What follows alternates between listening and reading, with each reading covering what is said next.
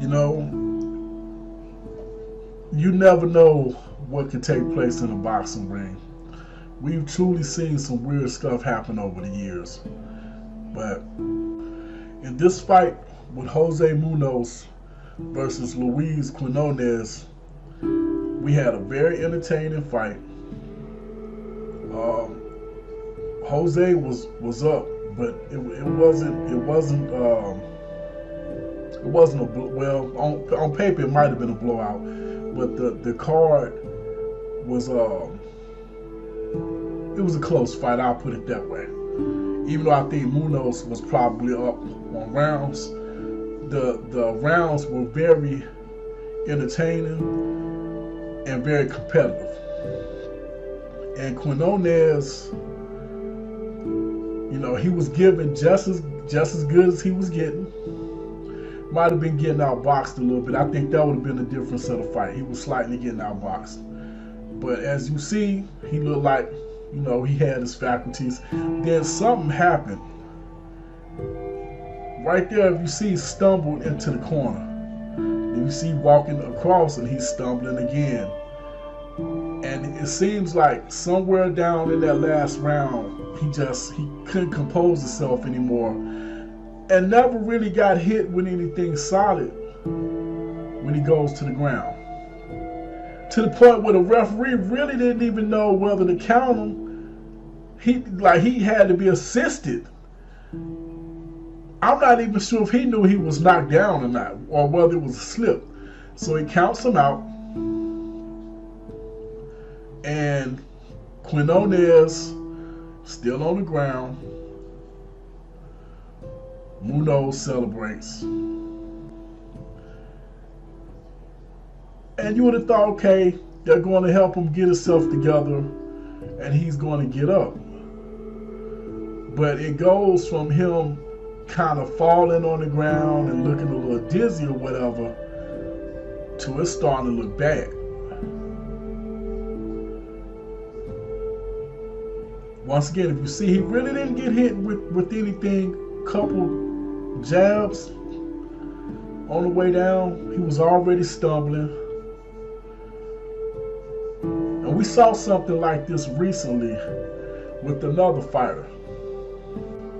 To me, this is eerily similar to what we saw earlier this summer with Semiso Bertolezzi.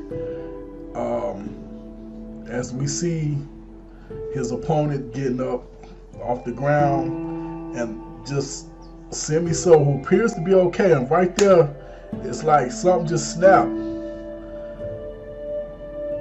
I mean, that was one of the weirdest things I've ever seen in my life. And the ref grabs him, and he basically collapses. You can see he's disorientated. And people think, you got to get hit with some devastating, crushing blows, to get in this state. But really, it's an accumulation that really does it. As Deontay Wilder said it so eloquently, the head wasn't meant to be punched on like that. And unfortunately, we don't know what blow caused that for him. But it was definitely a violent fight. He got hit with plenty of punches. As I said earlier, he gave as good as he got, but an accumulation of punches could have you looking like this. Especially when that's the type of style that you fight with, where you give and you get. And you don't mind taking two punches to give one. That style will have you on the ground like that. Boxing is a violent sport. And what people just don't understand is what Floyd Mayweather's been trying to say for years. The object is to hit and don't get hit, not to sit there and slug it out with somebody. That's a silly way of fighting. Unfortunately, though, that's the style that most people like, to watch the most. But my condolences to his family. was 25 years old. He passed away Thursday night, 5 days after the fight. He was pronounced brain dead. And I mean, it's sad. It's sad.